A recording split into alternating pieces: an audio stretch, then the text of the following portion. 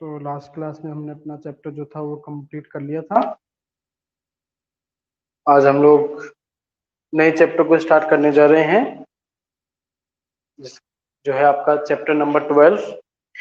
जैसा मैंने आपको बताया था, अब आपके सारे जो चैप्टर्स बचे हैं वो सभी एसएसटी सोशल साइंस से लिए गए आपके चैप्टर्स हैं। तो मतलब इनमें आपका जो मेन काम है वो लर्निंग पर्पस रहेगा, याद करना, समझने वाले चैप्टर्स हम लोग कर चुके हैं। तो चैप्टर 12 जिसका नाम है मेन नेचुरल रिसोर्सेस। देखो, रिसोर्स क्या है? रिसोर्स कोई भी चीज हो सकती है जो हम डायरेक्टली या इनडायरेक्टली किसी न किसी यूज में हम लोग उसे लेते हैं, या हमें कोई वैल्यूएबल प्रोडक्ट, कोई भी यूजफुल थिंग जिससे मिल जाए, वो हमारे लिए रिसोर्स है। चाहे रूम में लगा हुआ फैन, लाइट हो, इवन आपका बॉल पेन जो है, जैसे आप लिख रहे हैं, आपको जो लिखने की सुविधा दे रहा है, ये सभी हमारे लिए क्या है?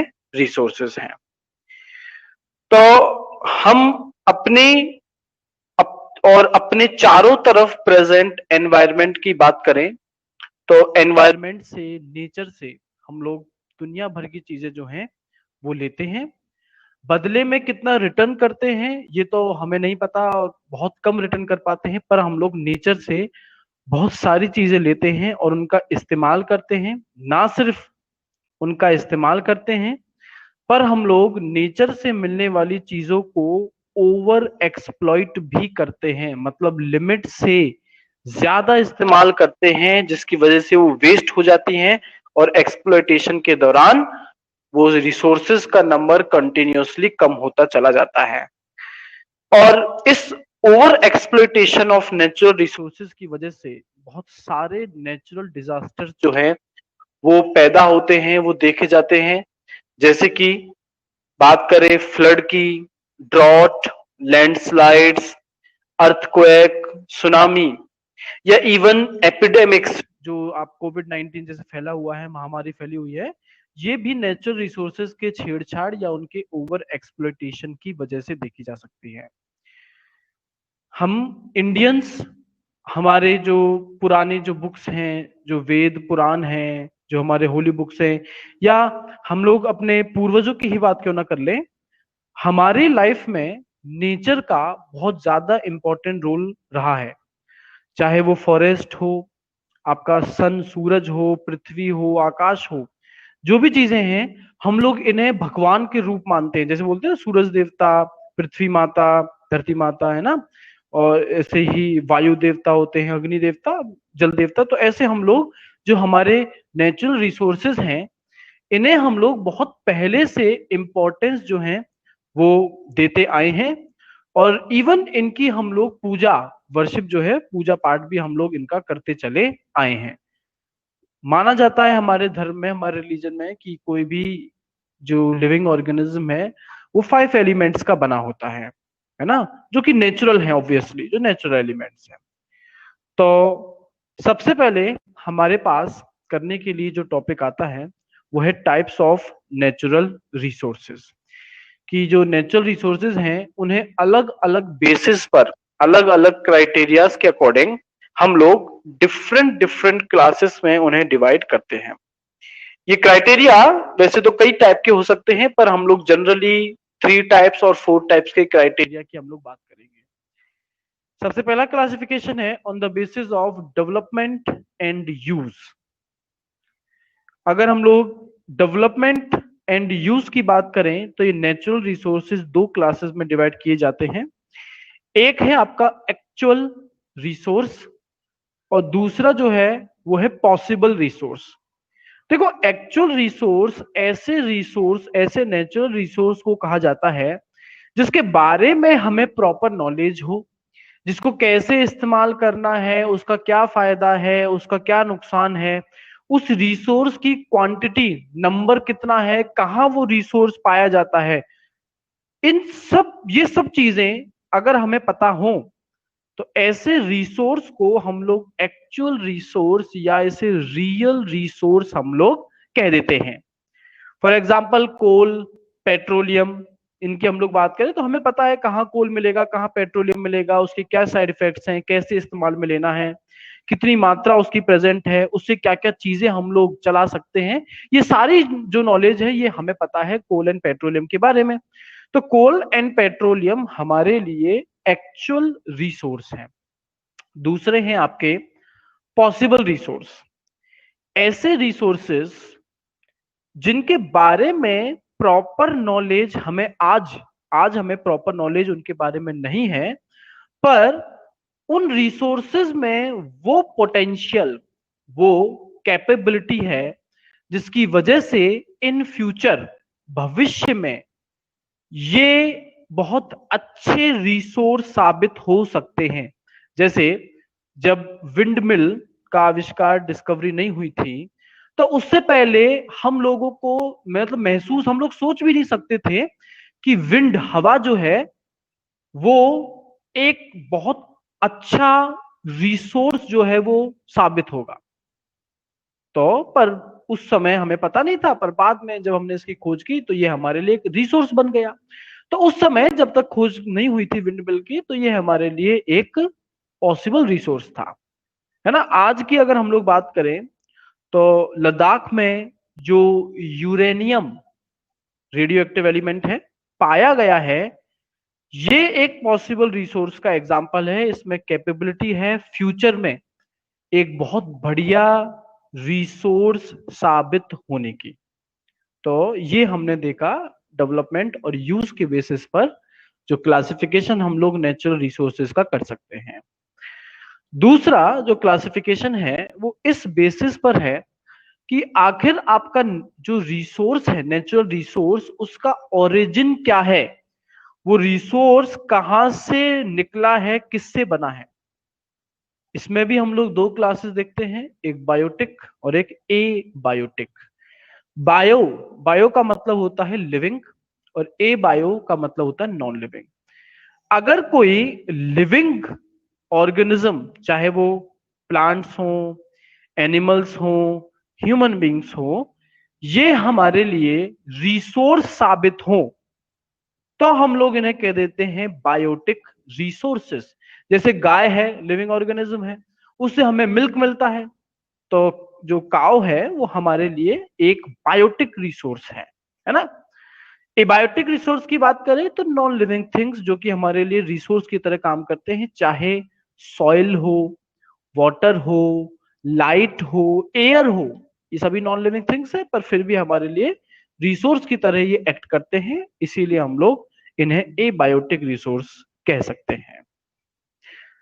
अगला जो क्लासिफिकेशन है वो है स्टोरेज एंड डिस्ट्रीब्यूशन, कि किस क्वांटिटी में और कहां आपका नेचुरल रिसोर्स पाया जाता है। इसके बेसिस पर भी हम लोग दो क्लासेस में डिवाइड कर सकते हैं, एक है बच्चों यूनिवर्सल रिसोर्स और एक होता है लोकल रिसोर्स। यूनिवर्सल मतलब कि ऑल अराउंड द वर्ल्ड, एक ऐसा रिसोर्स जो कि हर जगह पर पाया जाए। एक ऐसा रिसोर्स जो हर जगह पर पाया जाए, उस रिसोर्स को हम लोग कह देते हैं यूनिवर्सल रिसोर्स। हाँ जी, कोई एग्जांपल देगा? यूनिवर्सल रिसोर्स क्या है? ऐसी कौन सी चीज है जो हर जगह पाई जाती है? मतलब अर्थ की ही हम लोग बात करें तो अर्थ पर हर जगह पाई जाने वाली, बिल्कुल एयर। तो एयर एक यूनिवर्सल रिसोर्स हो गया। लोकल रिसोर्स की बात करें तो एक ऐसा रिसोर्स जो कि लिमिटेड एरिया में ही पाया जाए। जैसे कि एयर तो चलो हर जगह पाई जाती है, पर अगर हम लोग बात करें एलिमेंट्स या ओर, जैसे कॉपर ओर या आयरन ओर जो है, ये पर्टिकुलर एरियाज में ही पाई जाएंगी, हर जगह नहीं पाई जाती, तो हम लोग इन्हें कह सकते हैं लोकल रिसोर्सेस। एक और क्लासिफिकेशन नेचुरल रिसोर्सेज का दिया जा सकता है इस बेसिस पर कि वो एग्जॉस्ट मतलब खत्म हो सकते हैं या नहीं हो सकते। इसके बारे में हमें पता होगा, दो टाइप के होते हैं, renewable and non renewable. Renewable जिन्हें नॉन एग्जॉस्टिबल रिसोर्सेस, और नॉन रिन्यूएबल जिन्हें हम लोग एग्जॉस्टिबल रिसोर्सेज कह सकते हैं। ऐसे रिसोर्स जिनकी क्वांटिटी लिमिटेड हो, जिनका नंबर बहुत कम हो और जिन्हें हम लोग बहुत ज्यादा रफ्तार से कंज्यूम करते चले जा रहे हैं, जिसकी वजह से इन फ्यूचर आने वाले समय में वो इस दुनिया से ही विलुप्त हो जाएंगे, गायब हो जाएंगे। तब हम लोग ऐसे रिसोर्सेज को बोलते हैं नॉन रिन्यूएबल रिसोर्सेज या exhaustible resources. Non renewable resources की बात करें तो सबसे बढ़िया एग्जांपल हमारे पास कोल एंड पेट्रोलियम है। आज हम लोग हर चीज के लिए directly indirectly coal and petroleum पर डिपेंडेंट हैं।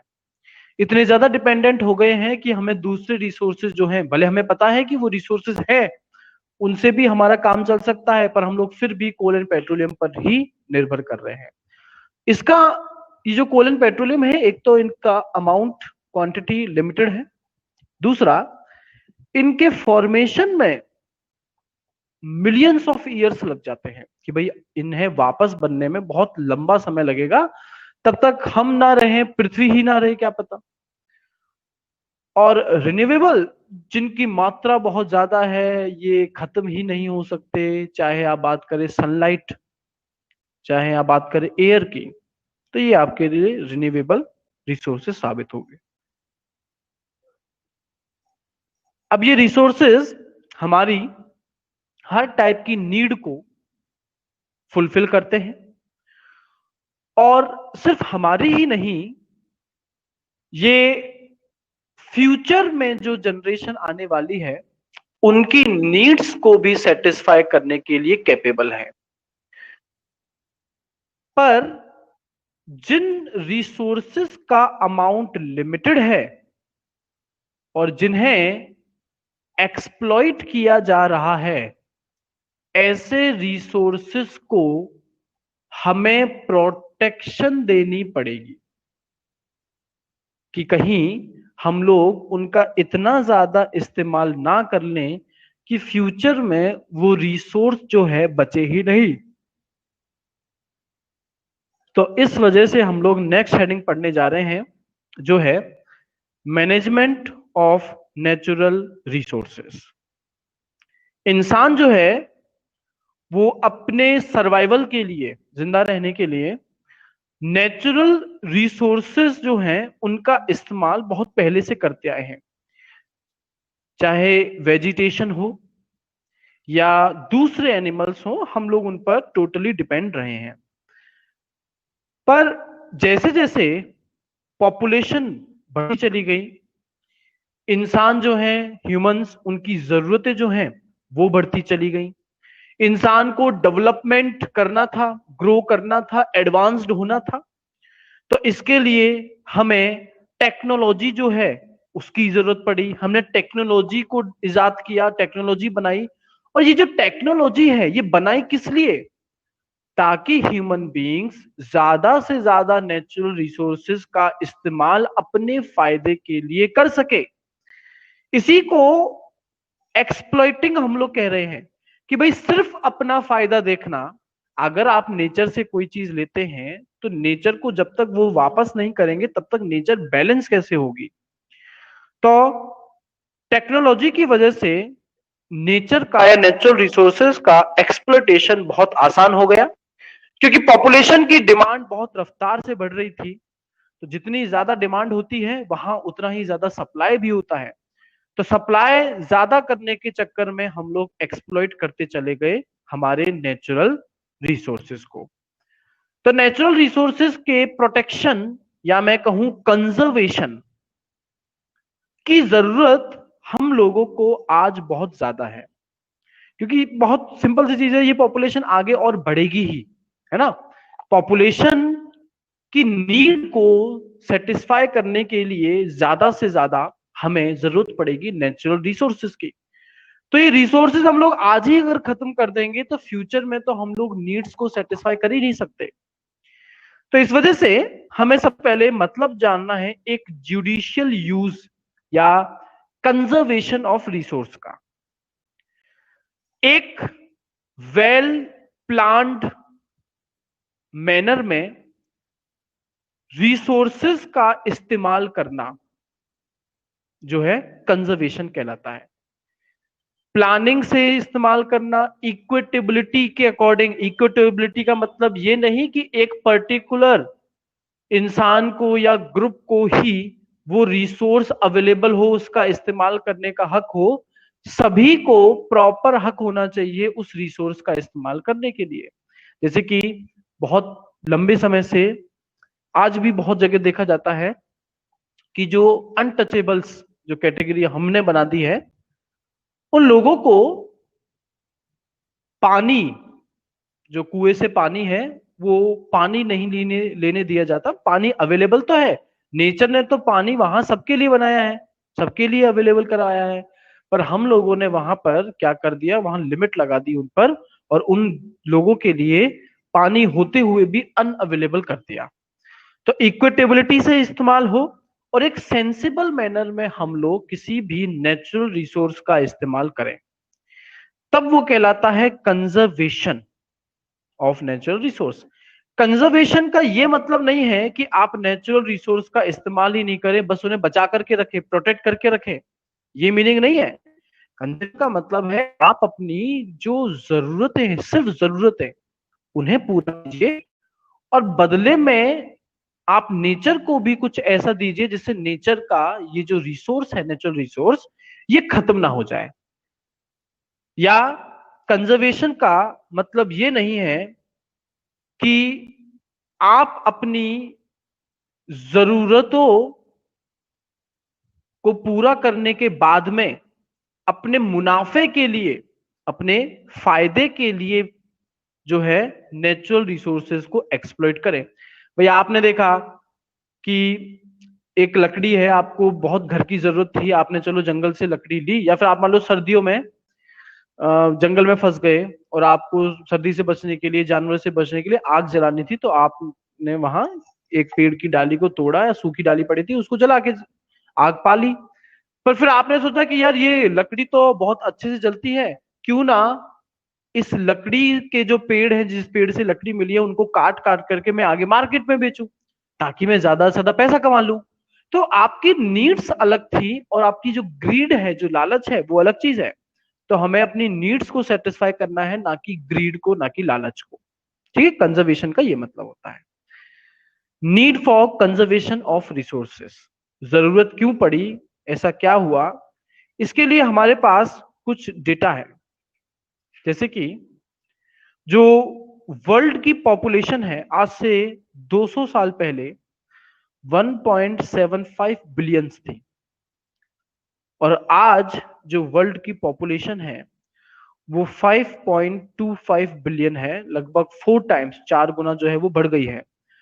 तो पॉपुलेशन जितनी ज्यादा बढ़ी है, खाने की, कपड़े की, घरों की, ट्रांसपोर्ट व्हीकल्स की, मशीन की, इन सब की जो डिमांड है वो बहुत ज्यादा मात्रा में बढ़ गई है।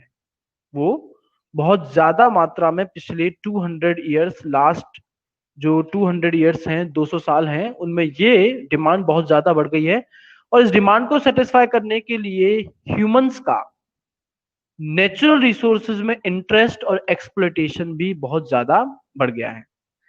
और जैसा हमें पता है कि भाई अगर ह्यूमन या मैन काइंड को, इंसानियत को या इंसान की प्रजाति को आगे जिंदा रखना है, तो इन रिसोर्सेज को वेल प्लान्ड मैनर में या एक जुडिशियस मैनर में हमें यूज करना ही पड़ेगा। बात करें अगर ways of conservation of resources की, कि क्या तरीके हैं, कैसे हम लोग कर सकते हैं, इस पर अगर हम लोग बात करें तो बहुत कॉमन तरीका है वो ये है कि आपके पास जो नॉन रिन्यूएबल रिसोर्सेज, जिन पर आप आज के समय पर डिपेंडेंट हैं बहुत ज्यादा, आप उनका ऑल्टरनेटिव, मतलब इनकी जगह हम लोग किन दूसरे रिसोर्सेज को कंज्यूम कर सकते हैं, ताकि ये रिसोर्सेज प्रोटेक्ट किए जा सके और ये रिसोर्सेज आगे धीमे धीमे नेचर के साथ बढ़ते जाएं, और फ्यूचर में हम लोग इनको देख पाए, इनका इस्तेमाल कर पाए। तो हम लोग इनका ऑल्टरनेटिव, जो कि नॉन रिन्यूएबल रिसोर्सेज की जगह हम लोग रिन्यूएबल रिसोर्सेज की तरफ हम लोग जा सकते हैं, है ना। जैसे कि आज आप देखते होंगे कि विंड मिल हो, चाहे हाइड्रो इलेक्ट्रिसिटी हो, है ना, चाहे सोलर पैनल हो, है ना, ये सब के सब हम लोग इस्तेमाल में लेने लगे। बहुत से घरों में आप लोग सोलर पैनल देखते होंगे। तो हम लोग बिजली हमें चाहिए जो कि जनरली कोयले को जलाने से बनती है। पर कोल जो है वो क्योंकि एक नॉन रिन्यूएबल रिसोर्स है, तो हम लोग बिजली अगर पानी से, हवा से, या बिजली सोलर एनर्जी सनलाइट से, सारे के सारे रिन्यूएबल रिसोर्सेज हैं, इनसे मिल सकती है तो हमें बिल्कुल इनसे बनानी चाहिए, है ना। तो ऑप्शंस हमारे पास में ऐसे जो हैं अगर मौजूद हैं तो हमें उन ऑप्शंस की तरफ देखना चाहिए। हमारे लिए नेचुरल रिसोर्सेस जिनसे बहुत ज्यादा वैल्यूएबल प्रोडक्ट हमें मिलते हैं वो है फॉरेस्ट, हमारे जंगल। अगर इनके कंजर्वेशन एंड मैनेजमेंट की हम लोग बात करें तो आज से बहुत साल पहले ये जो हमारी अर्थ है ये पूरी तरीके से ग्रीन थी, पूरी तरीके से हरी भरी थी। यहाँ पर जंगल ही जंगल जो है वो पाए जाते थे। हमारे एशियन टाइम में बहुत बहुत अलग अलग वैरायटी के ऑर्गेनिजम्स जो है वो पाए जाते थे, आज वो नहीं देखे जाते। फॉरेस्ट जो है वो रेन वाटर सप्लाई को कंट्रोल करते हैं। आप सबको पता होगा क्लाउड फॉर्मेशन में भी फॉरेस्ट का काफी ज्यादा इंपॉर्टेंट रोल है। तो बारिश कितनी होगी, आपके नदी तालाब झील झरने जो हैं इनमें पानी कितने समय तक रहेगा और कब तक रहेगा, कितना रहेगा, ये सब जो है आसपास की वेजिटेशन या फॉरेस्ट पर डिपेंड हम लोग करते हैं।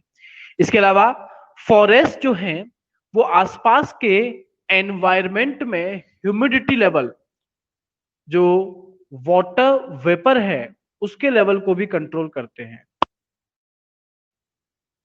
आपने बिल्कुल देखा होगा जहां पेड़ पौधे होते हैं वहां आसपास ठंडक होती है।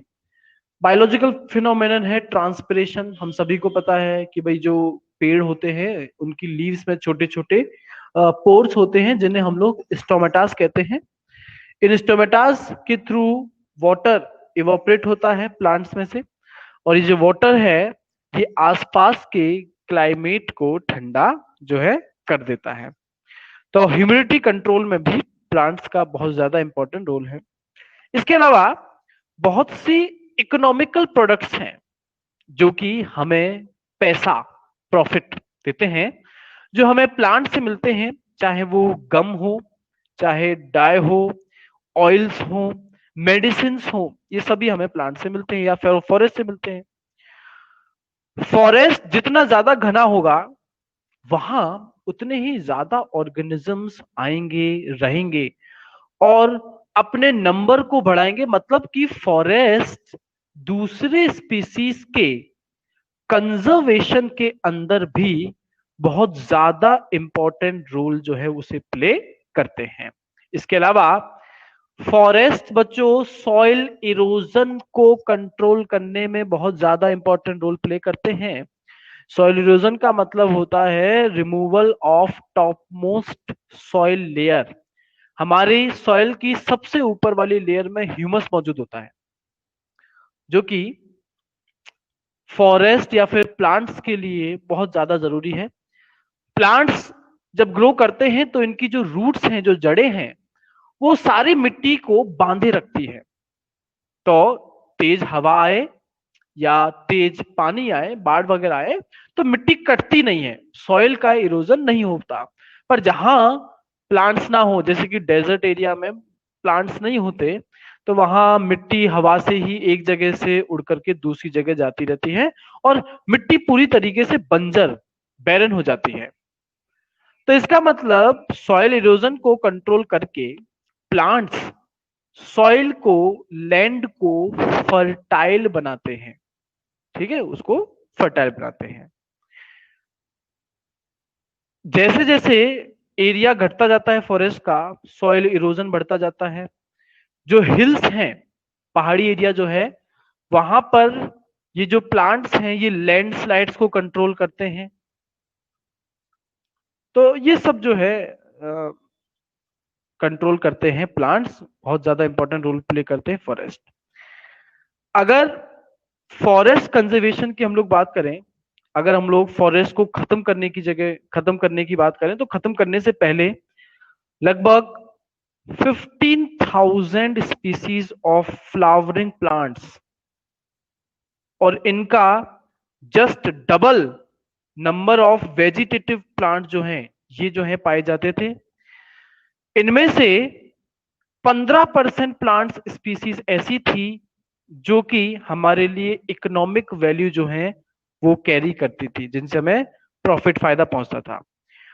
इंडिया की बात करें तो लगभग 8 लाख किलोमीटर का एरिया फॉरेस्ट जो है वो कवर करते हैं इंडिया के अंदर, जिसमें जो फॉरेस्ट है आपके ट्रॉपिकल एवरग्रीन फॉरेस्ट जो है वो मोस्टली सबसे ज्यादा फॉरेस्ट जो है उसे कैरी करते हैं। Area wise 35 lakh metre cube timber जो है आपके कंस्ट्रक्शन वर्क के लिए जो पेड़ पौधे होते हैं वो, 30 लाख मीटर क्यूब फायरवुड आग जलाने के लिए जो लकड़ी चाहिए, and other products such as bamboo, medicine, gum, resin, rubber, oil seeds etcetera, medicinal plant, ये सब जो है वो पाए जाते हैं। आज की तारीख में अगर हम लोग सैटेलाइट्स के थ्रू लिया गया पिक्चर देखें तो जो डिक्रीजिंग रेट है, जिस स्पीड से फॉरेस्ट घटते जा रहे हैं, वो है 1.3 मिलियन हेक्टेयर पर ईयर। एक साल में 1.3 मिलियन हेक्टेयर फॉरेस्ट एरिया जो है वो एकदम साफ होता चला जा रहा है, खत्म होता चला जा रहा है, और इसमें हमारा ही हाथ है, ह्यूमन एक्टिविटीज की वजह से ही।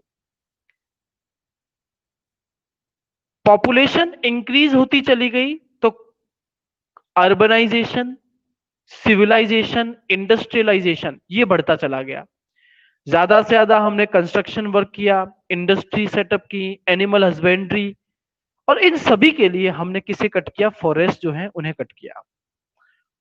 स्टार्टिंग में पृथ्वी का, अर्थ का 70% पार्ट फॉरेस्ट थे, और आप लोगों को जानकर के बहुत ज्यादा तकलीफ होगी कि आज के टाइम पर सिर्फ 17% पार्ट जो है वो फॉरेस्ट का रह गया है।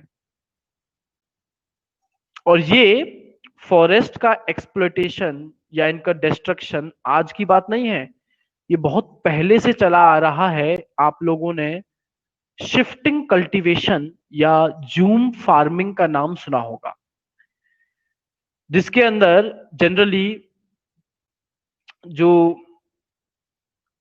रूरल एरियाज में रहने वाले लोग हैं या फिर जो कि बहुत पहले से जंगलों में रहने वाले जो आदिवासी हैं, ये इस फार्मिंग को करते हैं। इसमें क्या करते हैं?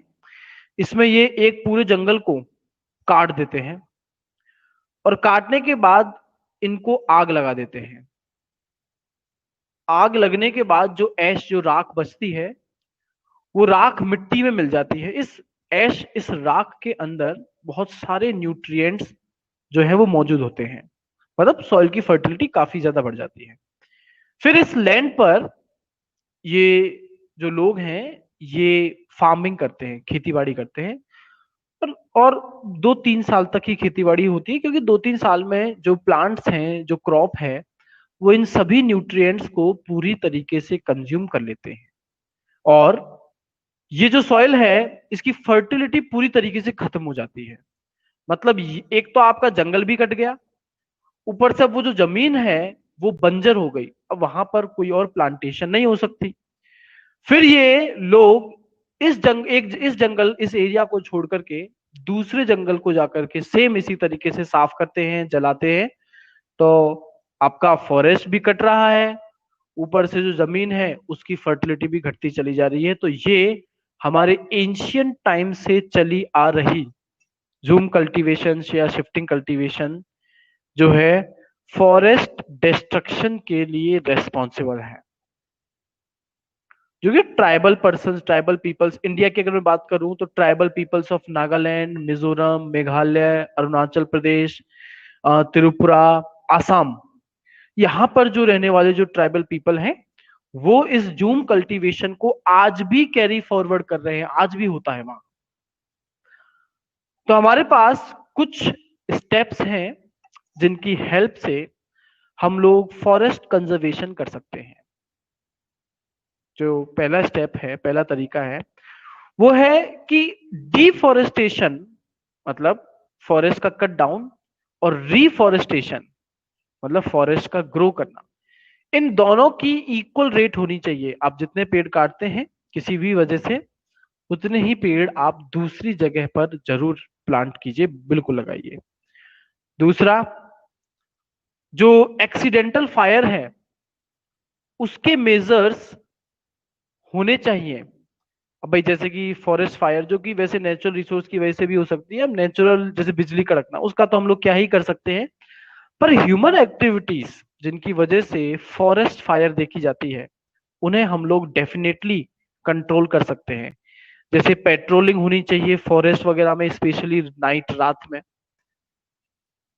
इसके अलावा फॉरेस्ट में जो इंसेक्टिसाइड्स और पेस्टिसाइड्स हैं, हम लोग वो स्प्रे कर सकते हैं ताकि फॉरेस्ट को हार्मफुल इंसेक्ट्स और पेस्ट से बचाया जा सके।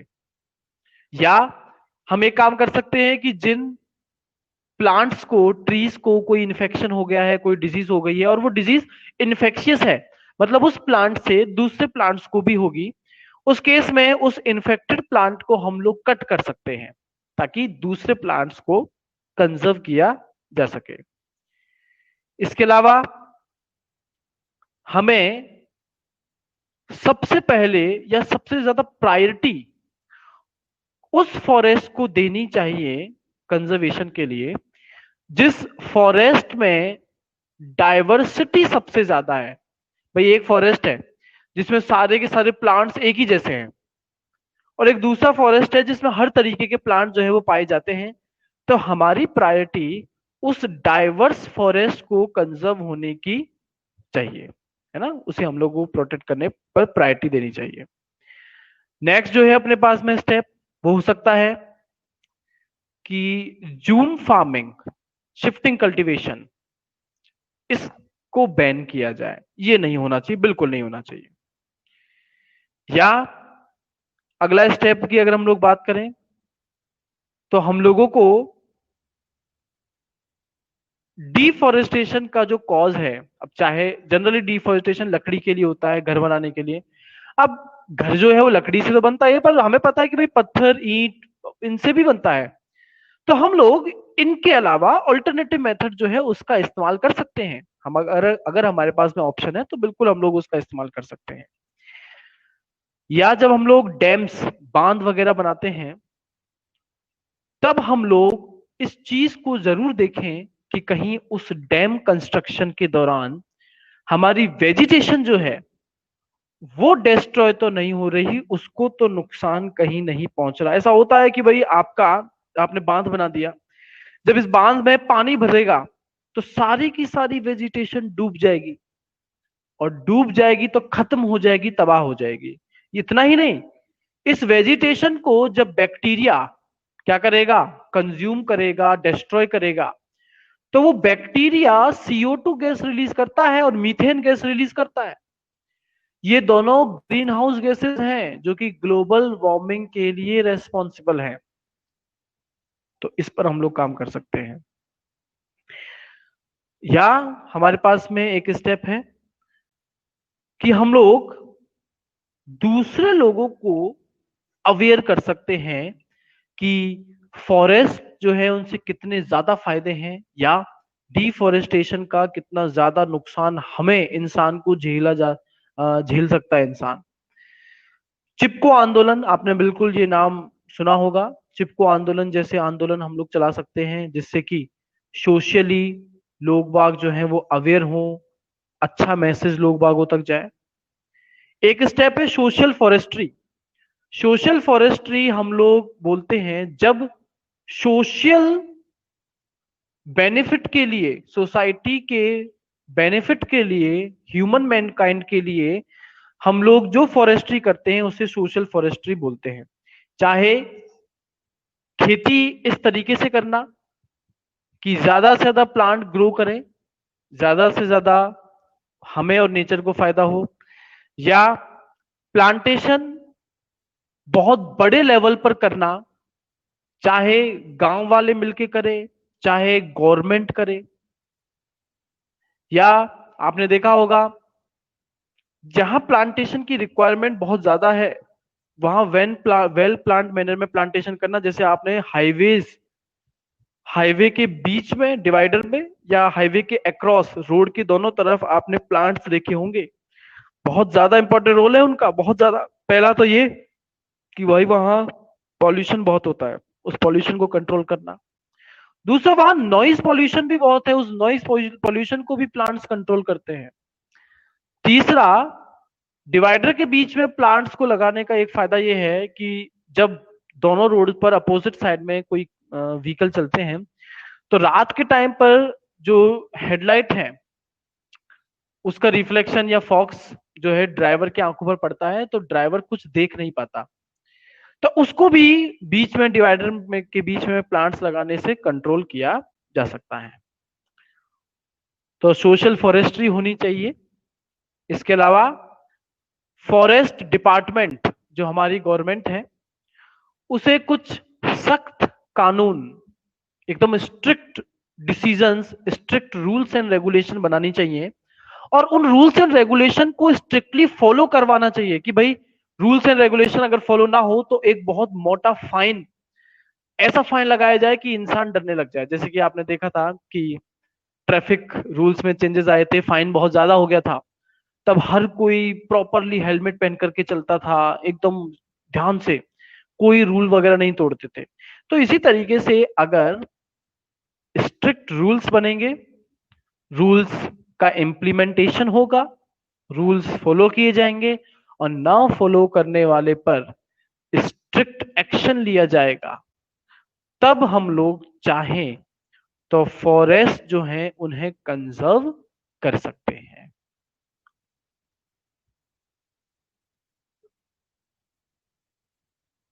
सोशल फॉरेस्ट्री मैंने बच्चों आपको समझा दी है। नेक्स्ट जो अपनी हेडिंग थी वैसे सोशल फॉरेस्ट्री, पर वो मैंने आपको समझा दी है कि जब हम लोग लार्ज लेवल पर सोशल बेनिफिट के लिए एक साथ मिलकर के प्लांटेशन करते हैं तब उसे सोशल फॉरेस्ट्री बोलते हैं। इसकी मेन कंपोनेंट है एग्रो फॉरेस्ट्री, एग्रीकल्चर से जुड़ा हुआ, कि भाई आप जो है अपने खेत के चारों तरफ बड़े बड़े पेड़ लगा दीजिए, आम के लगा दीजिए, इससे आपको तो फायदा होगा, नेचर को भी होगा।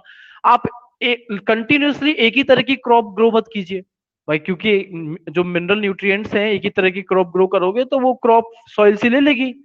तो आप हर साल या एक पर्टिकुलर टाइम के बाद में अलग अलग टाइप की क्रॉप जो है उसे ग्रो आप कीजिए।